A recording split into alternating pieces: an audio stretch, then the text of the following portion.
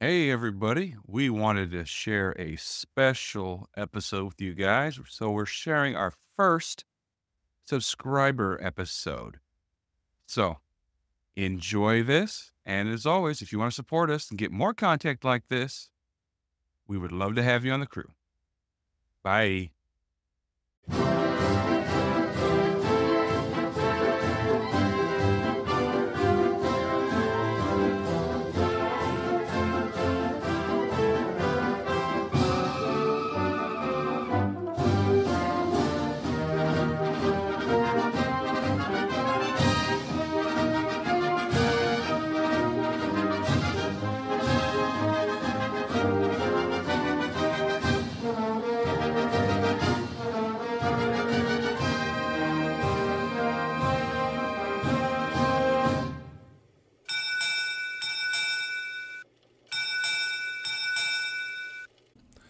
Welcome to the U.S. Navy History Podcast subscriber episode. Our very first one.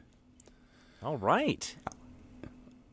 As you can hear, we are joined by the XO Christoph, and I am Dale. Hey, buddy. Hey, Dale. How you been, Skipper?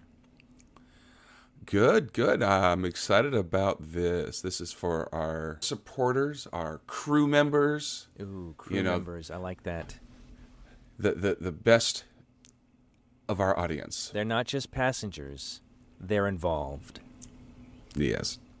So what we figured we would do is for these subscriber-only episodes is we would watch a Navy-based movie and go through it and do our best to talk about the inaccuracies of what these producers are trying to portray militarily.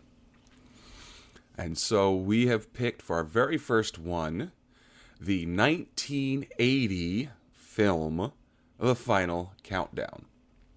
So Christoph and I have sat down and watched this movie. I've watched it twice, actually. I don't know about Christoph, but I've seen it once recently, twice lifetime. So we're tied. Yes, we are tied. So let's pause this. I'm going to go watch it again so I can be beating you. Okay. Yeah, no problem. Take your time. So we're also going to... Okay. Yeah. We're also going to shuffle it up a little bit because Christoph is going to be doing the overview. This is quite a day, subscribers. I never thought I'd get to the point where I would be leading the conversation, but here we are. You get to join us in this momentous occasion. So thanks. And thank you, Dale. Plus, he didn't know this was going to happen until about 5 minutes ago. No. So this is... the fear you hear in my voice is real. Right. All right. So I'm ready to get underway. All right. Same.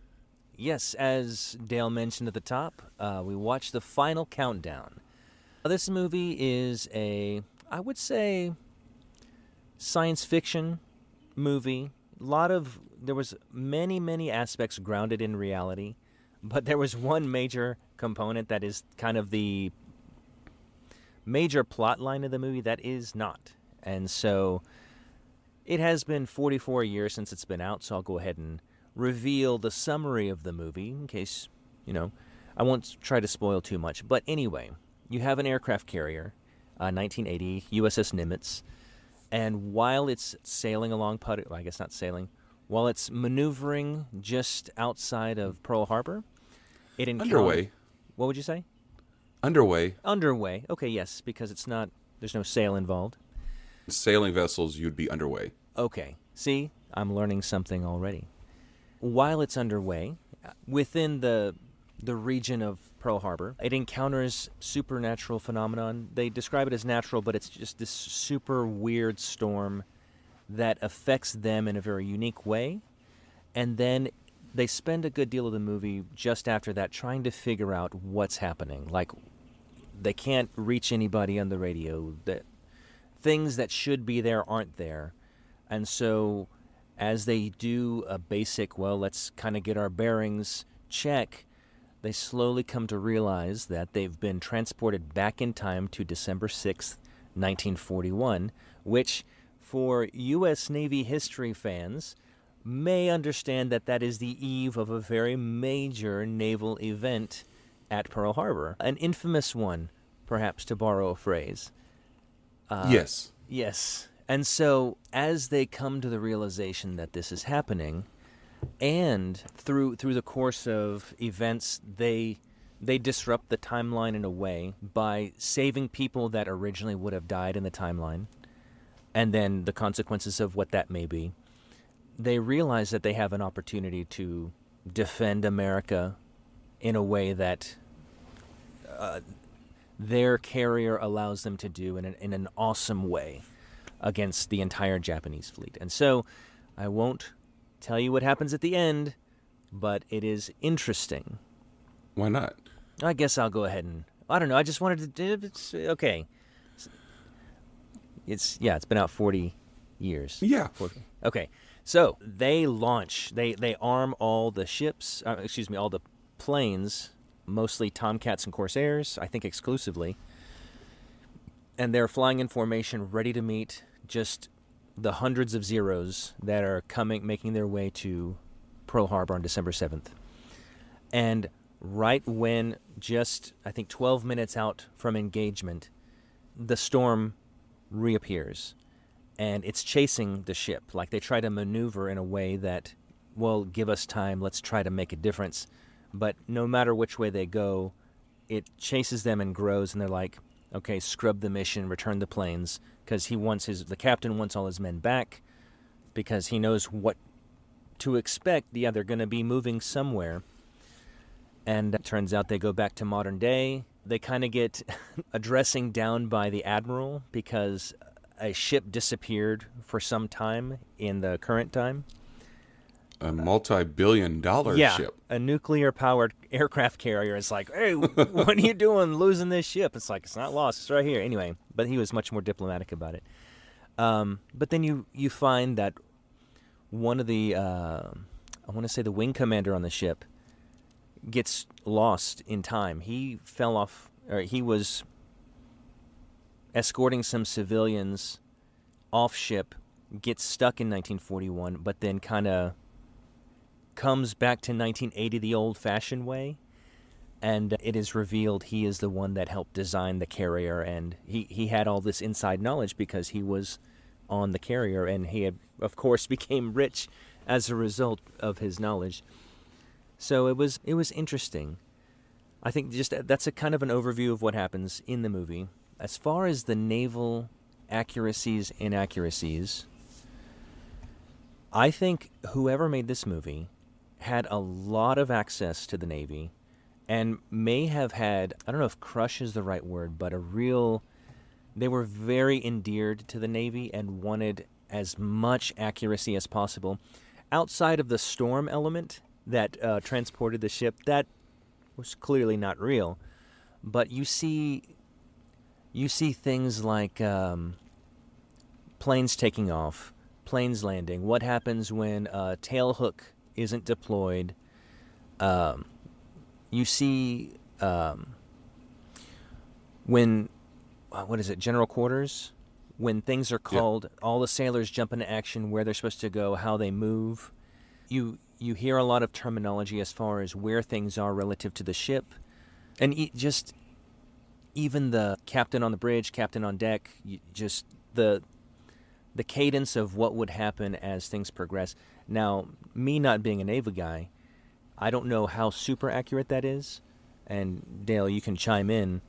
But everything seemed very, like it was a really good picture as to how that would have gone.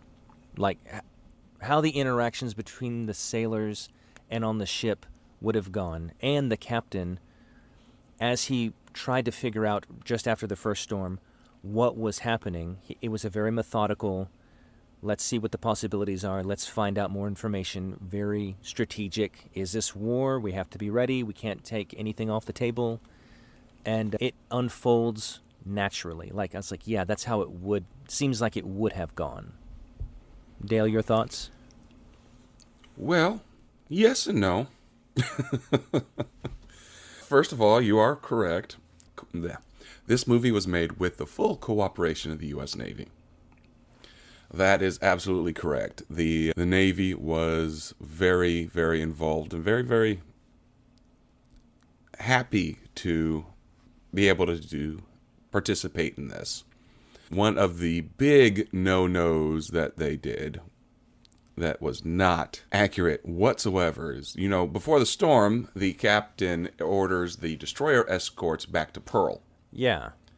Because there's no need for them to go through this, quote unquote. The fact of the matter is that no carrier or battle group can send its destroyers or support vessels back for any reason whatsoever, because these form the main defense against submarines, which the submarines are the most dangerous threat against carriers. Mm-hmm. So that would never have happened. Yeah, I figured that was, a captain usually has domain over his ship, his or her ship, but to be able to command other vessels, I thought that was an admiral level, so that was a little confusing. But then I realized for narrative purposes, the one ship in the past is easier to deal with than the 3 ships in the past. Oh, there's more than 3. Oh, I assumed there were. I only saw 2 on screen, so that's why I just assumed 2. That's another thing. You never would have seen those. If you have the destroyer right next to the carrier, oh yeah, it's not doing it's too late. Its job. It's not screening. You're right. It's not screening the area. The only time you're going to see a destroyer next to the carrier is during an UNREP procedure. What is that exactly? Underway replenishment. That is when the carrier is going to be sending supplies over the destroyer or vice versa. I see. More than likely, back when I was serving, we did have that happen occasionally. The supply ship would come alongside, say, our port side, and the destroyer would come up to our starboard side. And we'd take on supplies from the supply ship. Some supplies would be carried on to the destroyer. A lot of times you'd see personnel transfers. Little baskets going along the lines. No kidding. That's cool. Yep. You'll see that. There's also vert reps. That's vertical replenishments. That's when they use helicopters to go down, grab a net, and then go transfer it to whatever boat. Cool. So, yeah, you would not see the destroyer just right next to the carrier like that. That makes more sense because I thought that was odd. But I could see some things were abrogated for narrative purposes, like we want this story to move along a specific way, so this is what we're going to do. Yeah. All right. So, so that storm. Let's talk about that storm for a minute. Sure. What do you think of the visual effects of that storm?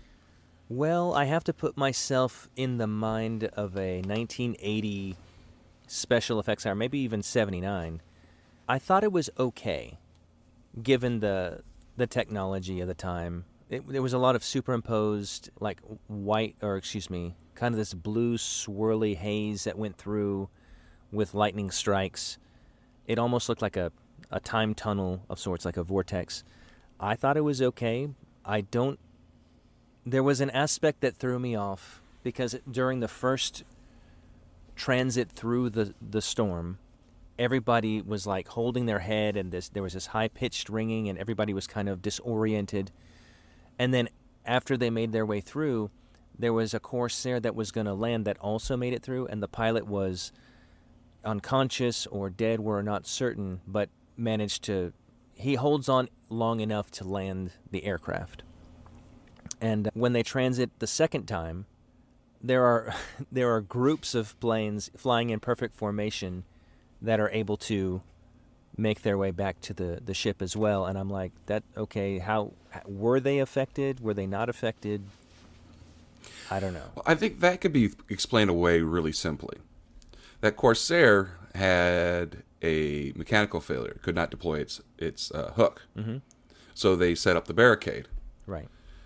That's the system that they use to catch malfunctioning aircraft or aircraft that have an emergency, that are not military aircraft or able to be captured by the arresting gear on the carrier.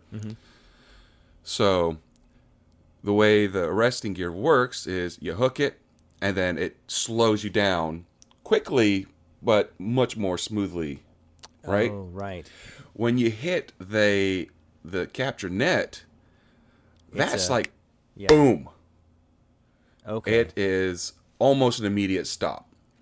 That makes So more more than sense. likely, that pilot smacked his head on the console in front of him and knocked him out. Okay. Okay, that makes a lot more sense, because I was like, he managed to keep it together while approaching the ship. I mean, landing on a moving airstrip is pretty difficult in and of itself. But then, Oh, yeah. yeah. So okay, that all makes sense. Yeah, But yeah. the net's a much more violent stop than the arresting gear. What are your thoughts on the visual effects of the storm, or the storm itself in general? My thought was it's very 60s. Yes. I think that they, at this time in the early 80s, late 70s, they had better technology to be able to do a better job. They did. But we also got to keep in mind this was a very low budget movie. This was, I think it was Kirk Douglas's baby. Let's see. Yeah. Oh no, I'm sorry. Peter Douglas. He was the driving force behind this movie. So it had a very limited budget, but he loved the script. This is how they were able to attract the Navy's attention, and they were like, "Yes, let's do this." Yeah, I actually thought. Besides, Oh, go ahead. no, go ahead. I was going to say, I thought about that just from the geopolitical backdrop of when this movie was released. I mean, tensions were high with the Soviet Union. In fact, there's a Russian ship in a trawler in the movie at the beginning, and it's not fishing. It's basically trying to intercept. It's clearly a spy boat, but it's just there for. Oh, yeah. It's laughed off by the American Navy. It's like, oh yeah, Yeah, ha ha ha. The reason is because Russian spy boats, especially during this time, were everywhere around Pearl Harbor, Oh yeah, around the Hawaiian Islands. They're probably still out there. probably. So the thing is, yes, the Navy knew all about these guys. They still can't do anything about it because they're in international waters. Right. So that it was an amusing thing. It's like, we know what you're doing. You know we know what you're doing. And you're still so doing it's it. like, Yeah. what they're doing there is they're tracking ship movements, military vessel movements.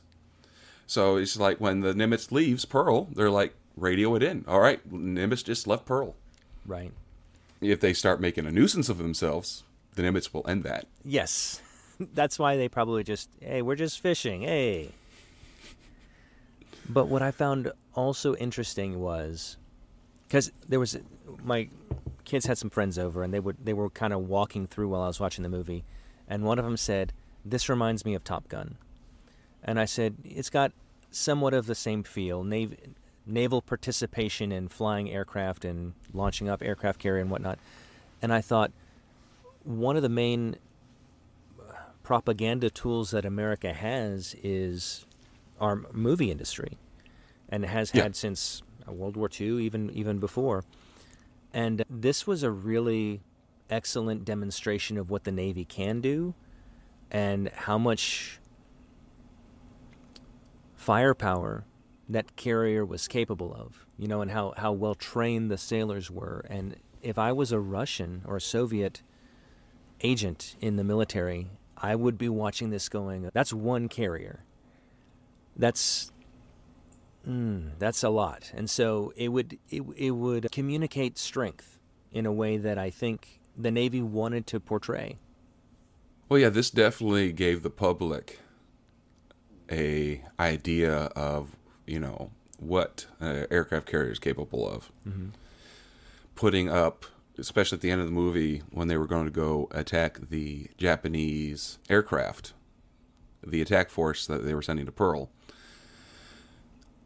Just seeing that many planes in the air. I mean, it's not as many as the Japanese put up because they had, what, 4 carriers? I think it was. He named them. There was a character on there was a historian in the movie, and he listed they launched 353 planes from these named carriers, and they left the Coral Sea on this day, and there was some exposition there, but it was helpful. Yeah. Well, the point is they have 4 carriers. Mm-hmm. So, and they launched in 2 waves. So they launched pretty much half their aircraft on the first wave.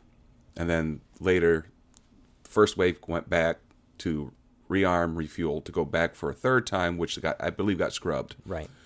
And then while the second wave was doing their attack.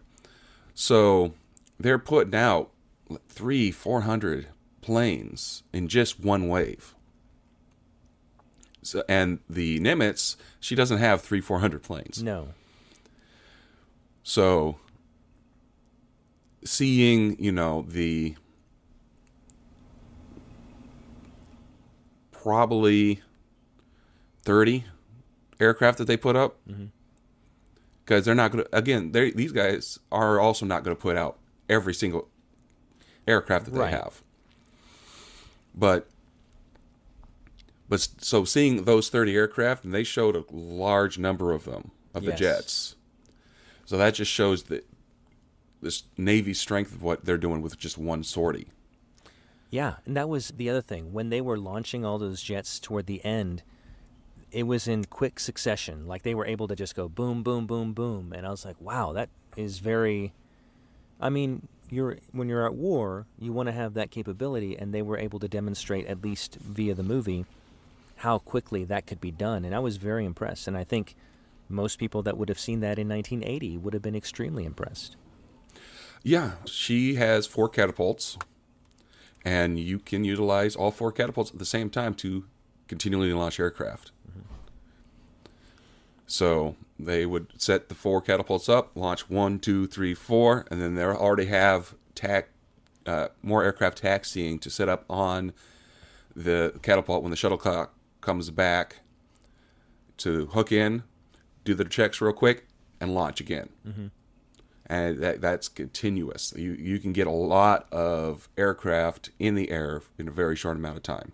That's awesome. With the Japanese in the 1941 doesn't have that capability. Oh no. Well, they're launching maybe 2 at the same time from the flight deck, and they don't have the capability of the catapult system that the Nimitz was using. Right.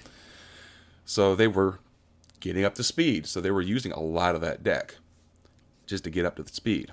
But I think they used about half of it to be able to get up to speed. Wow. But they were also had, like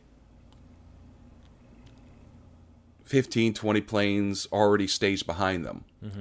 So once those 2 are airborne, the next 2 are already rolling. And then the next 2 are already rolling. So that's still, pretty quick, but not as quick. Right. Also, there was a segment in the movie where there were 2 Zero fighter planes that were encountered by the jets, and it was a great way to show the technological difference in 40 years. Because at the time, December 6, 1941, the Zeros are probably the top of the mountain as far as technology in airplanes and fighter planes. They had the maneuverability. They could outmaneuver anything that anybody else could put up. Right. They did not have the speed, though. So their deadliness was their maneuverability. Okay. Well, they were completely outclassed by a couple of Tomcats. But, I mean, you would imagine so. In fact, you see the looks on the pilots' faces of like, what the hell was that? As this zips through the sky, this giant machine.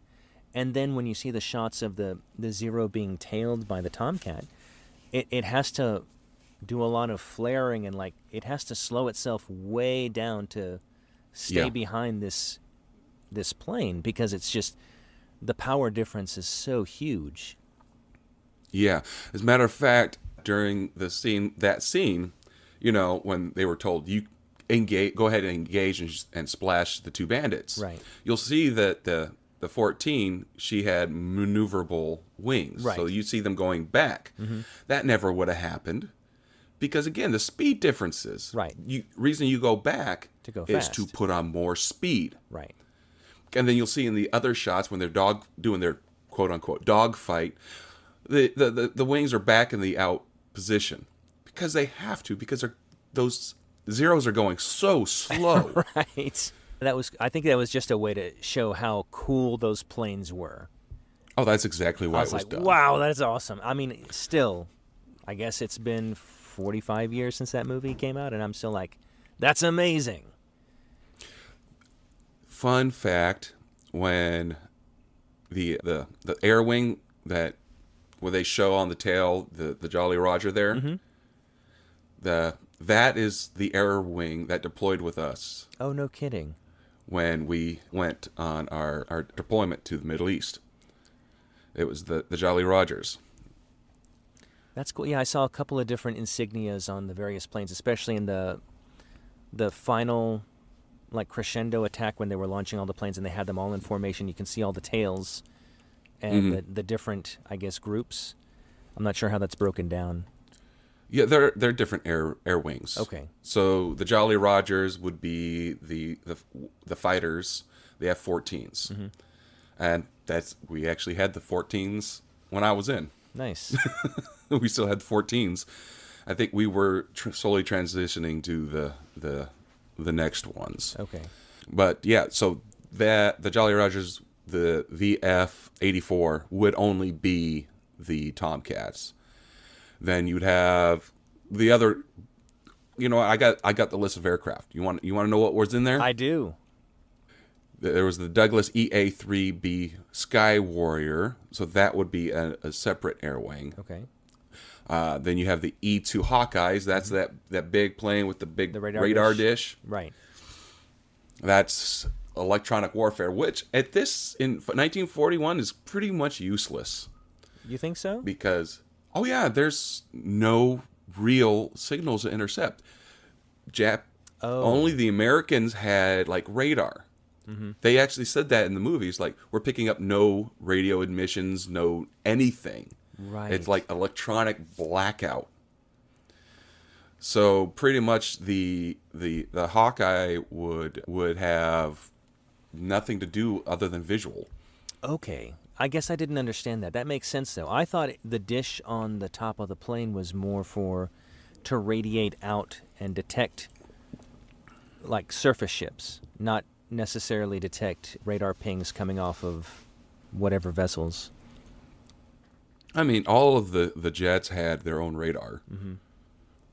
So we also have the A6E Intruder, the EA-6B Prowlers, the S-3 Viking, of course, the Corsair 2s.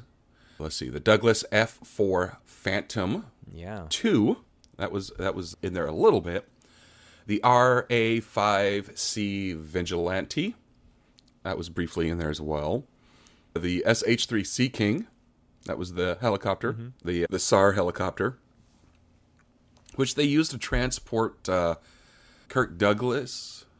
No, I'm sorry. When they transported Martin Sheen Yeah. from the Naval Air Station in Pearl over to the ship, Right. they wouldn't have used a SAR helicopter. What would they have used?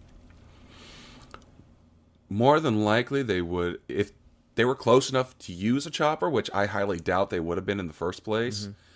It would have been more. It probably would have been like one of the Marine Corps' anti-submarine warfare helicopters. Okay.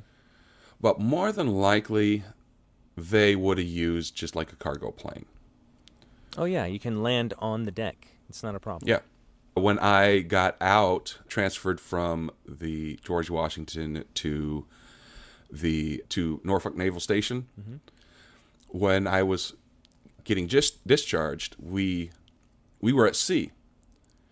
So I got put on one of the cargo planes, That's awesome. shot off the deck of the aircraft carrier, and landed in Norfolk. Wow. That's cool. Yeah, well, it was definitely an interesting experience.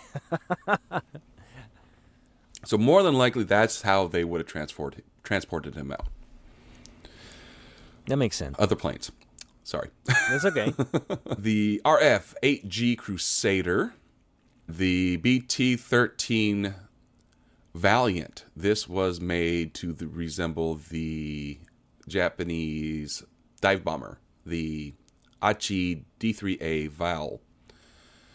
And then the North American T6 Texan, which at this time was used as a trainer aircraft in the 80s, were modified to resemble the Mitsubishi A6M0 and the Nakajima B5 and Kate.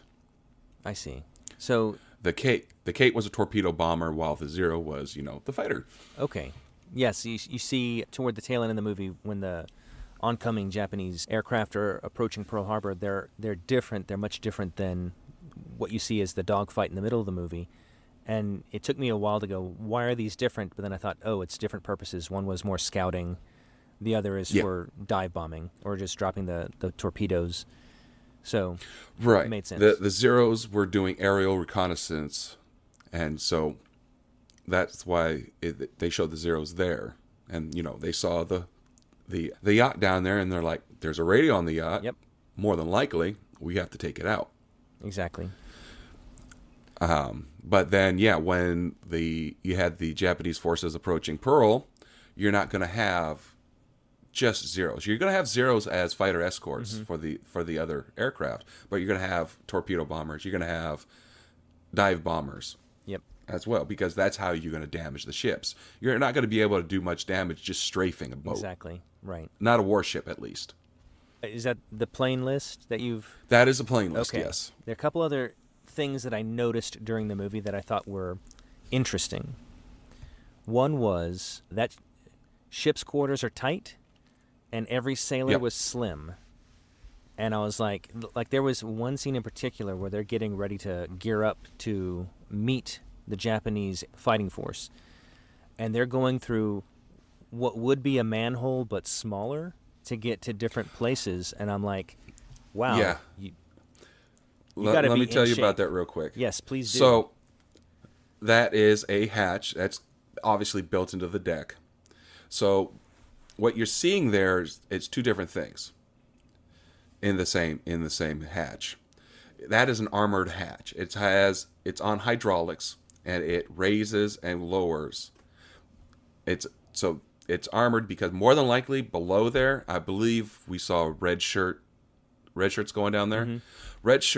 The red shirt indicates that they are the weapons handlers for the aircraft, which means more than likely down there was a magazine. Right.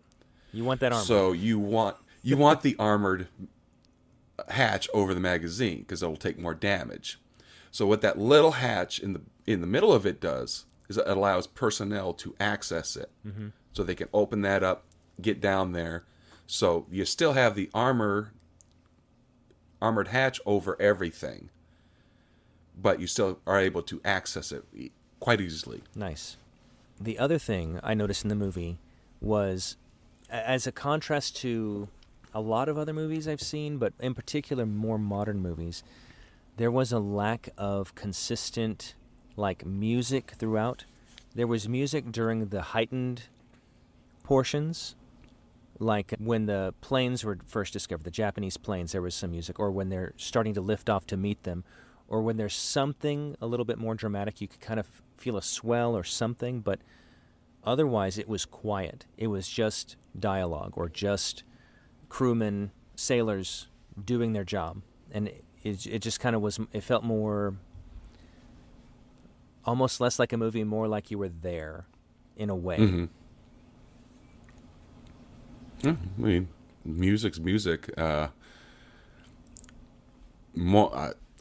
I had to guess, probably because they wanted people to focus on what was happening in the scene and less on the music, because they were hoping that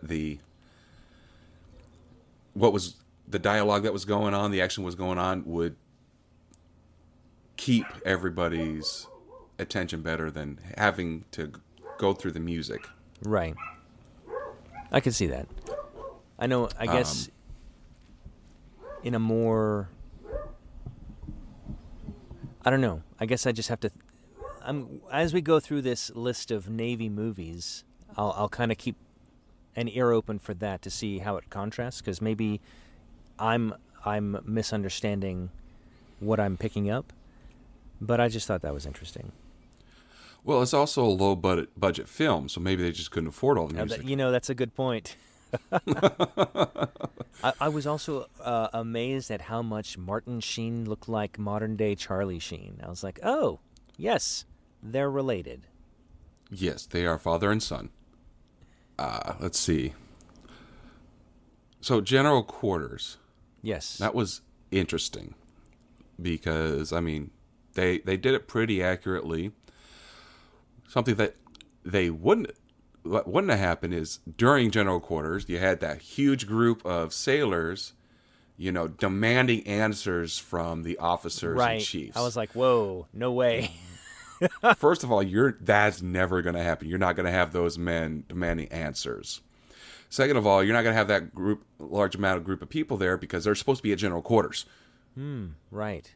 Well, they're going to be at the General Quarters stations. Then at the end of it, they were like, set condition 3. Mm-hmm. So what that means is it's a more relaxed General Quarters. Okay. It allows more freedom to be able to do other jobs that you need to do, but you're still going to have the readiness. You're still going to have all of your GQ equipment with you.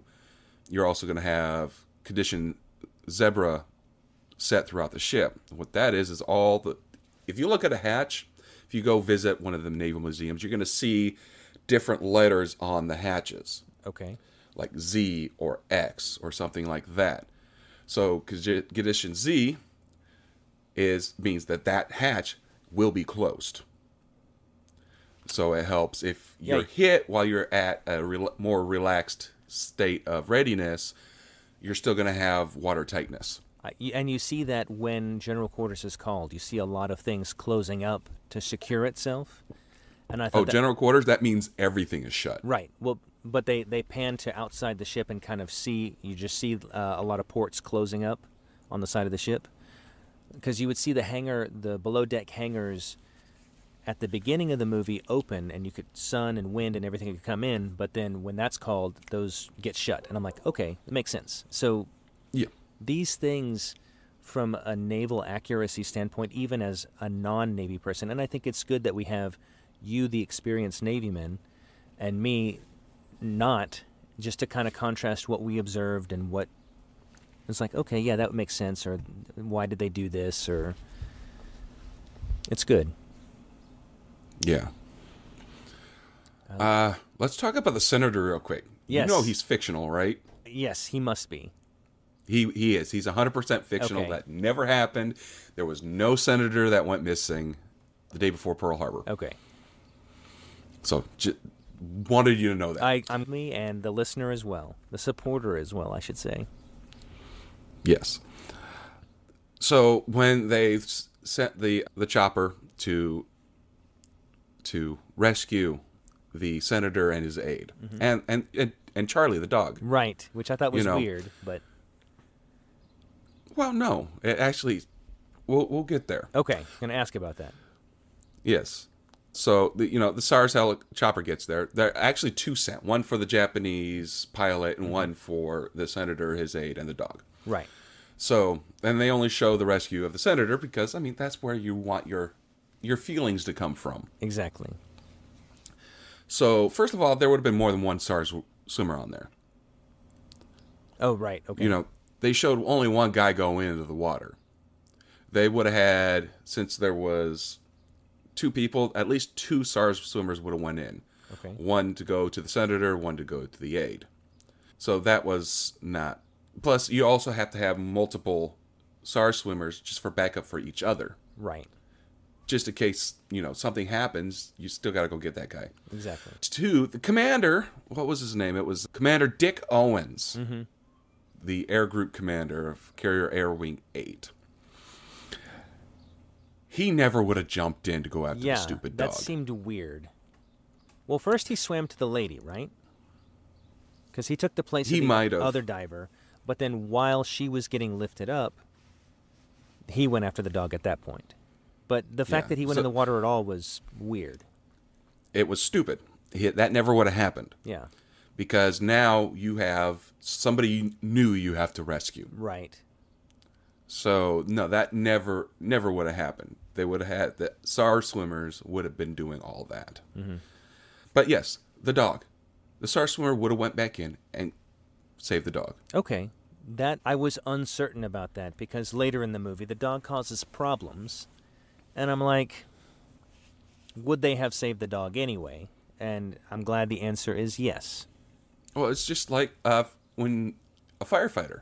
Firefighter will go back into the burning building to save your family pet. It's the same thing. Well, I think that may be a distinctly American or maybe Western approach. I don't know if other navies do that per se. Yeah, I don't know. But yes, I'm sure they would have saved the dog no matter what. Cool. Accurate. Boom. All right, so that's the yacht. We talked about the dogfight. I did have a question from a technology standpoint. So at this time, the Nimitz has just a panoply of different communications where they could communicate, intercept, all this stuff, and they had to retool, allow for communication on the 1941 broadcast networks. Yeah, that's completely false. Yeah, I thought there's no way they would have had that capability because they just have so many ways to communicate. Right. No, back in the 40s, I believe they were just using HF. Right. Right.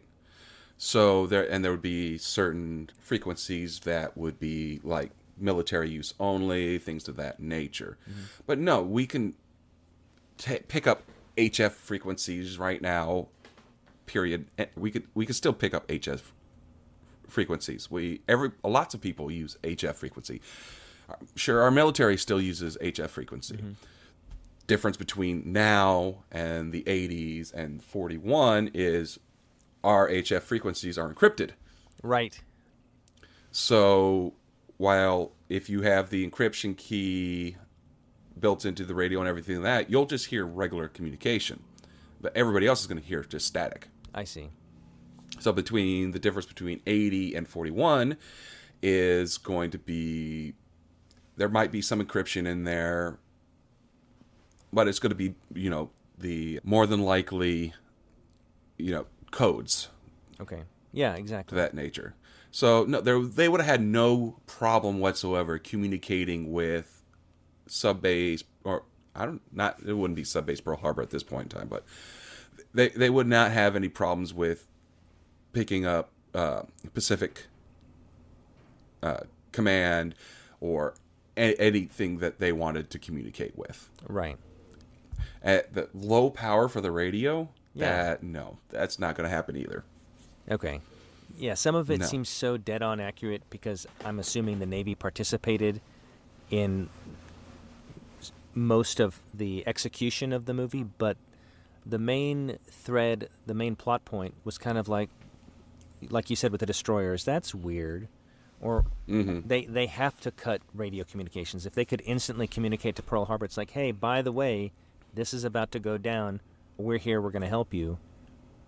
I mean, you see some of that with the senator trying to communicate on the military frequency and getting laughed off. It's like, yeah, there is no USS Nimitz, which I'm sure naming a ship after a current admiral of the Navy is probably a no-no. So let's talk about if they would have not been able to get back. Okay. And they actually did participate in World War II. Okay. I'm interested in the complexities of that situation. So first, what are your thoughts? How well do you think it would have worked out. I think so. The planes would have been obliterated. I have no problem confidently saying that there would be zero casualties on the American side, on the Nimitz side, and 100% or high devastation on the Japanese side from an air-to-air combat engagement. The fact that we have radar and missiles alone, that's enough. From a ship perspective, one ship versus the entire Japanese fleet, that seems daunting.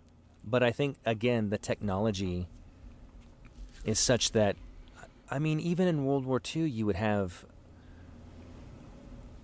carriers launching planes, and the planes would meet and sometimes get to the carriers and then sink the carriers, given what armaments that they had at the time. And just hitting the right spot can sink a ship.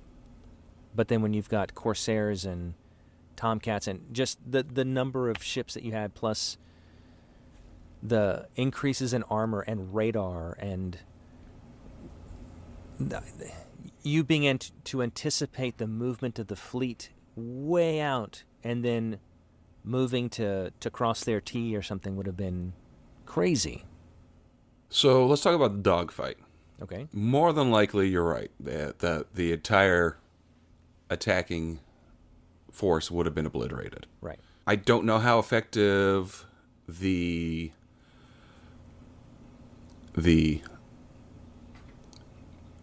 heat. No, that's not heat detecting. What is it called? Well, you'd lock on to, was it a radar-based thing? Right. Locking your missiles on would be like towards heat, or it would be radar or something. So they're gonna have difficulty with that. So I don't know how effective the missiles would be, because Yeah. But if they had the fly-by-wire missiles, that would be highly accurate. Oh, yeah. They still have guns, Oh, right. so they could still get behind them, give them a burst, and they go down. That is more than likely how most of those enemy forces would go down, is by gunfire. So more than likely, most of that air wing would have been obliterated. After probably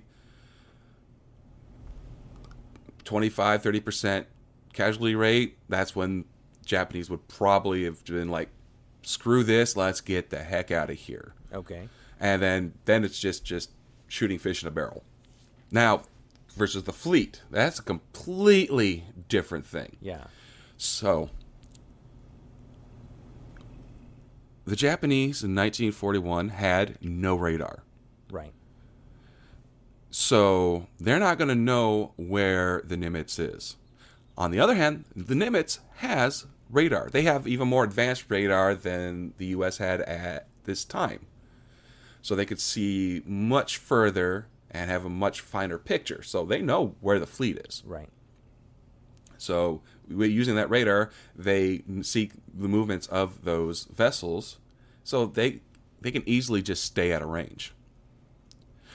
Yeah. While the Japanese, they have no idea where these jets are coming from. And the altitude that these jets can take versus what the Zeros can do are a lot higher. Right. So they can go out of sight, come down, hit the Japanese fleet, go straight back up, out of sight again, go back to base.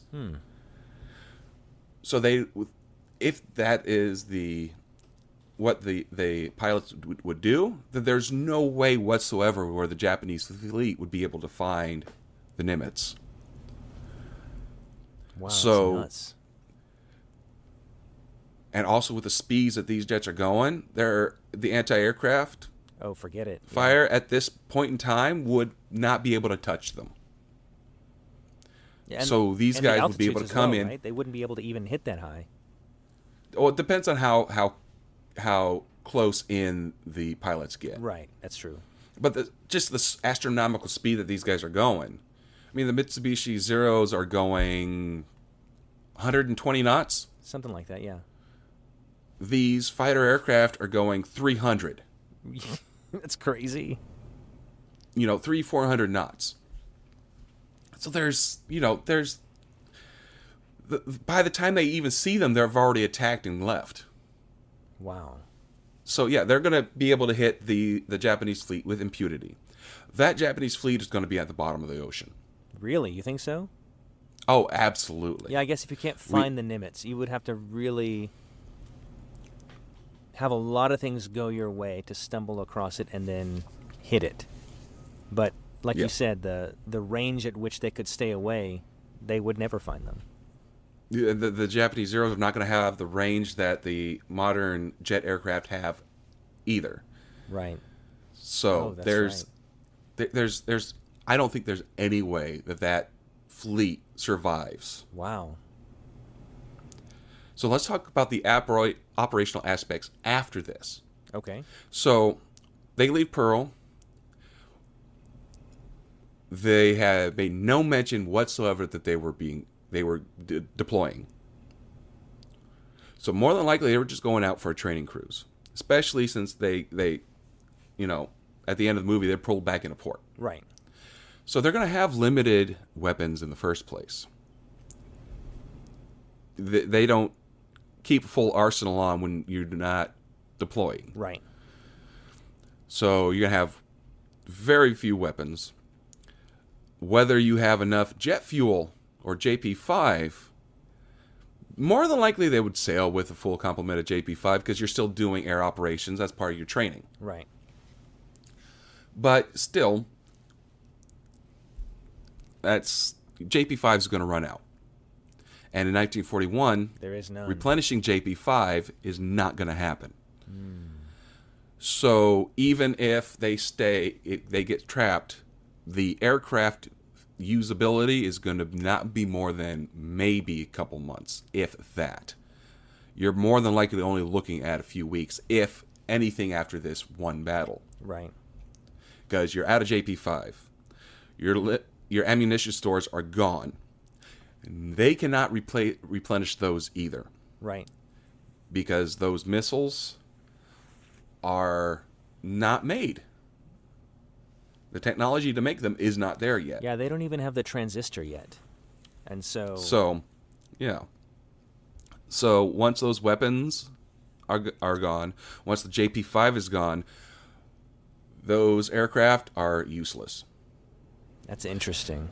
Except to tear down and see if you can fast track some development on the American side, I assume. Now, what they could do is, after the jets are no longer useless, they could put on the 1941 aircraft that they do have. Right. They still have the resting gear wire, which it was used in 1941. They did use resting gear. Okay. They didn't have catapults. I believe they did go off just take off on like a normal plane off the front of the deck.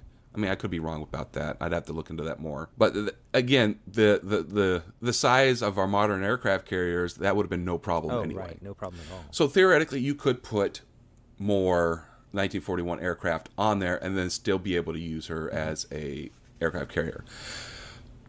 Now, fueling for the JP5, you just empty out those tanks, clean them, and put in the 1941 equivalent of what those aircraft used. Right. That's fine. Easy. Now we're going to get to the boat itself. It's a nuclear-powered aircraft carrier. Right. Depending on when she was last refueled, which is usually called the midlife refueling, you got about 50 years. Really? That you can operate that thing. I know subs are like 6 to 12 months, or I guess they don't have to surface for even 6 months. It depends on how they're powered. The nuclear submarines, just like nuclear aircraft carriers, could, if needed, stay out to sea for 50 years. Awesome. You just need replenishments. Right. For, everything like that.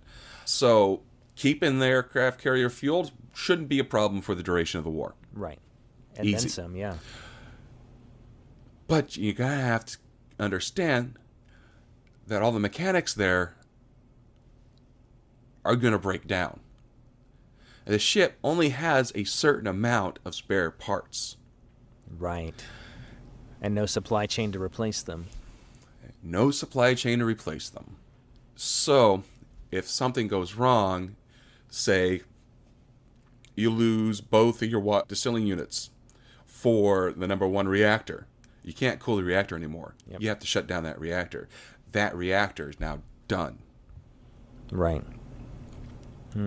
So, just because you have a 50-year fuel life doesn't mean you're going to be able to stay out there for 50 years. Right.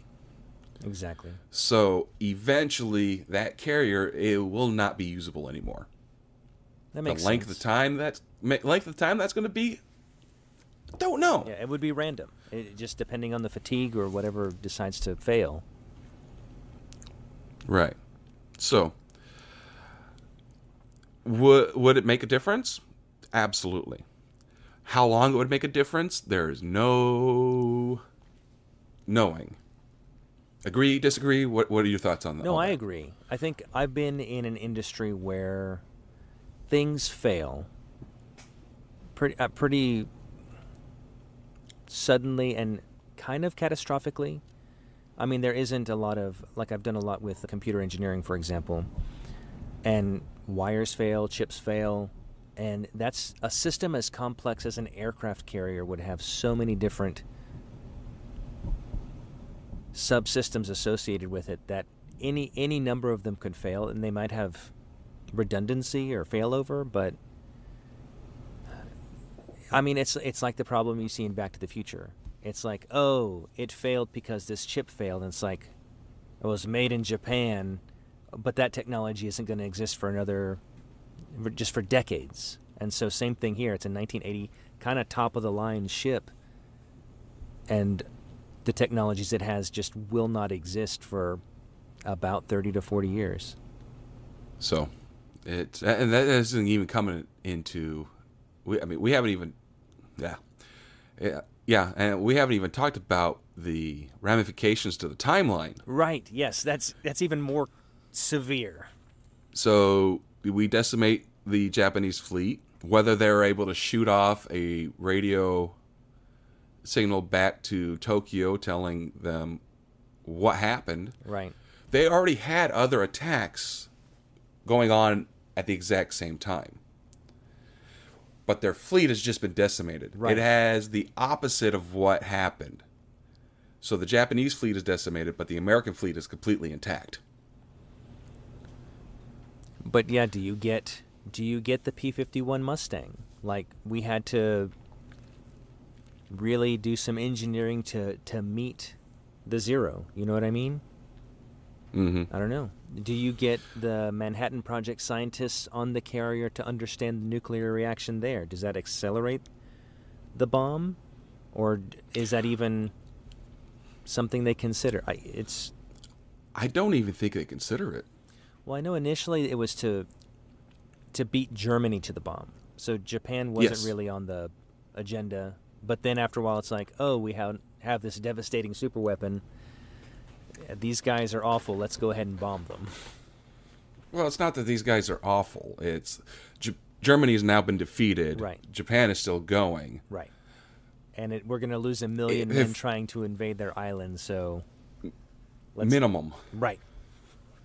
That's not even taking advantage. That's just 1 million on the American side. That's not on the Japanese side, militarily and civilian casualties. Yeah. So... No, I understand the rationalization or even the justification. If America gets their hands on all that new technology, and they're going to reverse engineer it. Absolutely, it's going to happen. Yeah. What does that do now that you have this advanced technology? And let's say they reverse engineer it pretty quickly because they have a lot of smart people working on things. Mm-hmm. So in 1950, we have all this advanced technology. How is that going to shape the world? Well, I think I wonder about that because a lot of the technology in that ship is based on private industry, right? So all the chip manufacturers, all the defense contractors, I think, is it Lockheed that makes the Tomcat? Or Northrop, I don't remember. But all the engineers... It was Grumman. All the engineers that worked on that, They don't need to work on that because it's there, and all the Nobel prizes in physics to make these semiconductor based it's gone. It's all changed because the government now has access to this and they don't need your development. We have this. And so does that spawn off new creations, or how does one teach something that was reverse engineered from the future? And so the paradox exists. I'm wondering if, the U.S. has this, 40 years of advanced technology. They could pretty much decimate anybody they want. Yeah. And this time, we're still being led by these people that want that. Who says that the U.S. doesn't pull a Hitler? Like, as far as breaking a pact with Russia? Tries world domination. No, tries world domination. Yeah, I'm not, much to the chagrin of one of our former guests, I'm not crazy about Roosevelt. So, could be. But, well, that was one of the things with the negotiations with the Soviet Union early on when we had the bomb and they didn't. It was every negotiation ended with, well, we could nuke you. And they'd have to go, okay, whatever you say. And it wasn't until they were equally armed that, okay, well, we could nuke you back. And it's like, okay, well, let's talk like adults. We don't need to bully each other. So, yes, I think the temptation is very great. Little bit of fun facts from the movie. Okay. Yeah, before we end this. Okay. So, where they're supposed to be taken off from is off of Pearl, right? Mm-hmm. Oahu, Hawaii. Principal photography actually took place at Naval Air Station Key West. What? Naval Station Norfolk and the Florida Keys. Huh. The Pearl footage was mainly stock footage. I was going to say, yeah, because they showed the Arizona Memorial, so I was like, well, okay. But that makes sense. Crew members of the Nimitz were used as extra. I figured. As extras. Those are some crisp salutes. Yeah. 48 crew members were used and credited. Difficulties that were discovered filming a modern jet fighter. Oh, yeah. When the first setup to record an F-14 taking off at Naval Station Norfolk resulted in both the camera and the operator being pitched down the runway. Yeah, I get it. You don't stand behind that guy. That's funny. Yeah. Let's see. So, in order to film the aerial sequences, Panavision cameras were mounted on naval aircraft. And they also converted, the Bell 206 Jet Ranger helicopter, Learjet 35, and a B-25 bomber into camera platforms. That's awesome.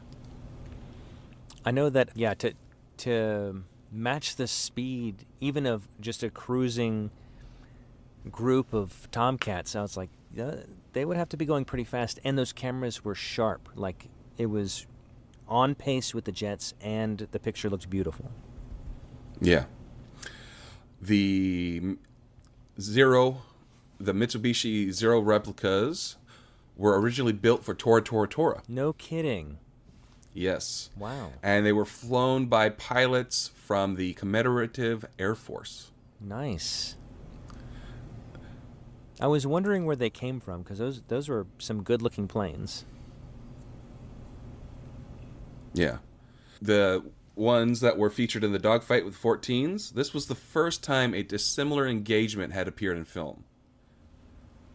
Yeah, I guess yeah, because every other sci-fi movie, which is where the only time that would happen, you would think Star Wars, it's all similar technology engagement. This is not that. But it was interesting. I felt riveted watching that. I'm like, wow, what a lopsided situation. Yeah. And the pilots of the jets were like, this is so hard.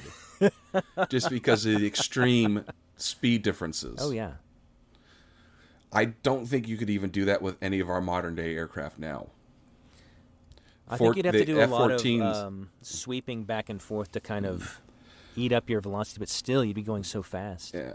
It's plus how much velocity you need just to stay aloft nowadays. Oh, that's right. It's such a heavy The frame. 14s were a special bird because of that sweeping wing movement. Mm-hmm.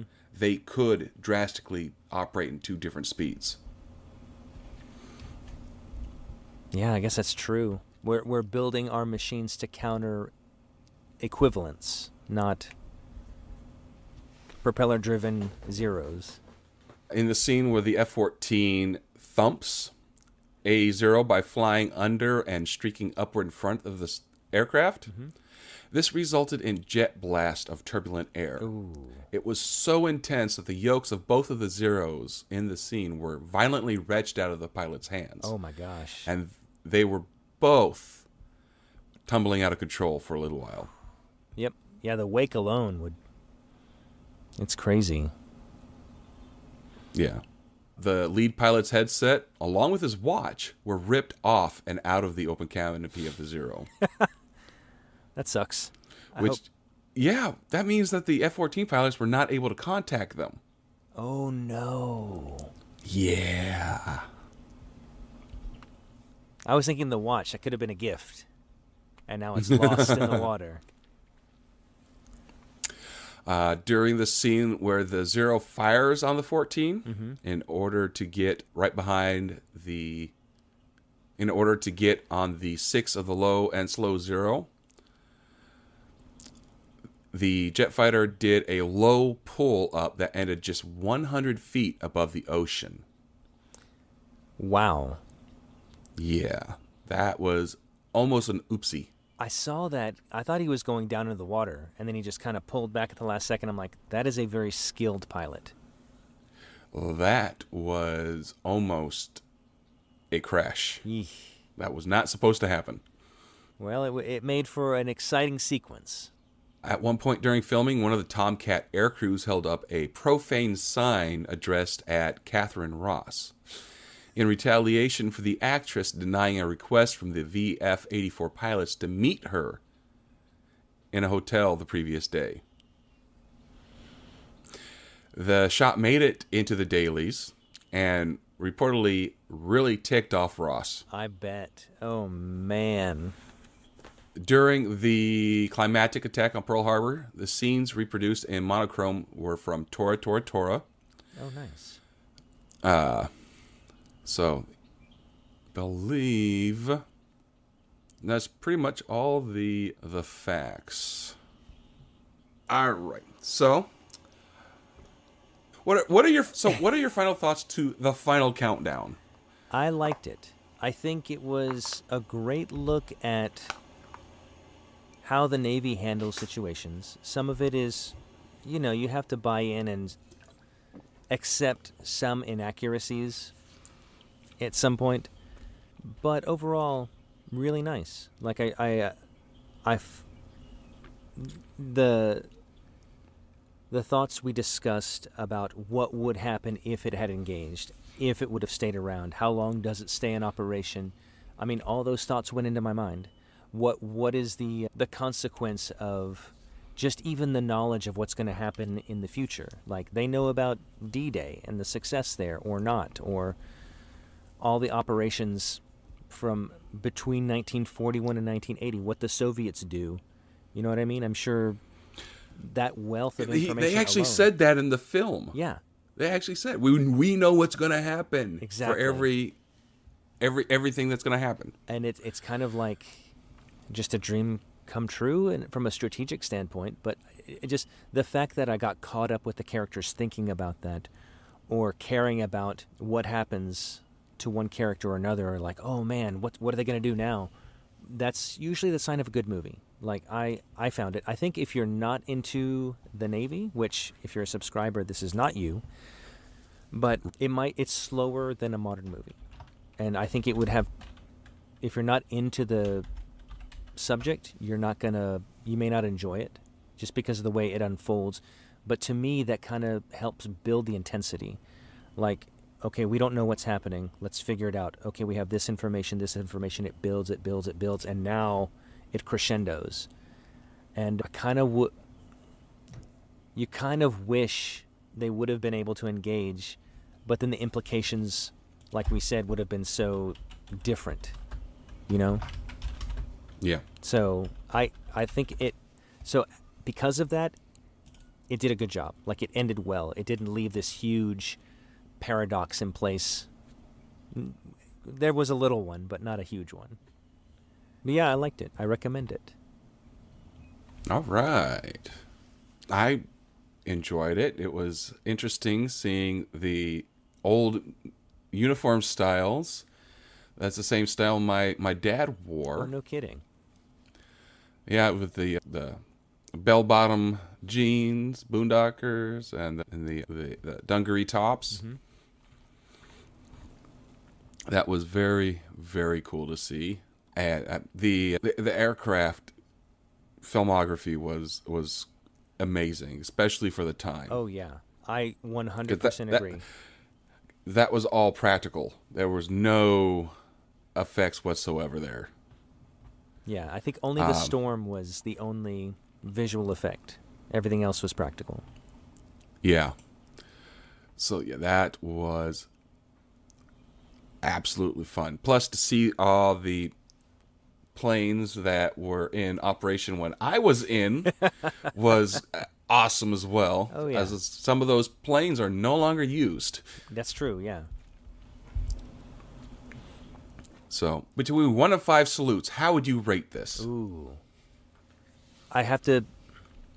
Lots of good Navy accuracy, good story. Not perfect. I'd give it 4 salutes. Okay. 4 salutes from the XO. For me, from the fact that they used a lot of actual naval personnel, which gave it more credence, this movie was more of a thinker and less of an action. Mm-hmm. So I'm going to bump it up a little bit for that as well. And the aerial photography was amazing. So that's going to bump it up for me as well from there. So I think I'm going to give it a 4.5 salutes. Whoa, all right. I don't know what half a salute looks like, but I understand. It's kind of, all right, no. All right. So next month, we are going to put out another episode just for you guys, where we're going to review another movie. If you have a suggestion for a movie you want us to do, email us, let us know. XO is about to give you all our information. Go for it. All right. Thank you, Dale. If you want to contact us, you can email us at usnavyhistorypodcast@gmail.com. You can find us on Twitter at US Navy History, USN History Pod. US Navy History Pod. Sorry. I always get that confused. If you want the details, look in the show notes. That's where we've got everything. Cheater. Well, I'm not looking at it now, but they can look at it just to confirm that I was right or wrong. But while you're there, find the Discord, have an interactive conversation with us and other listeners, and compete to see which movie gets suggested and reviewed. So we would love to hear from you. And as always, well, first of all, we want to thank you from the bottom of our hearts for supporting us. Absolutely. We absolutely love you guys for it. So we would just want to wish you fair winds and following seas. Bye, guys. Take care. See you next time.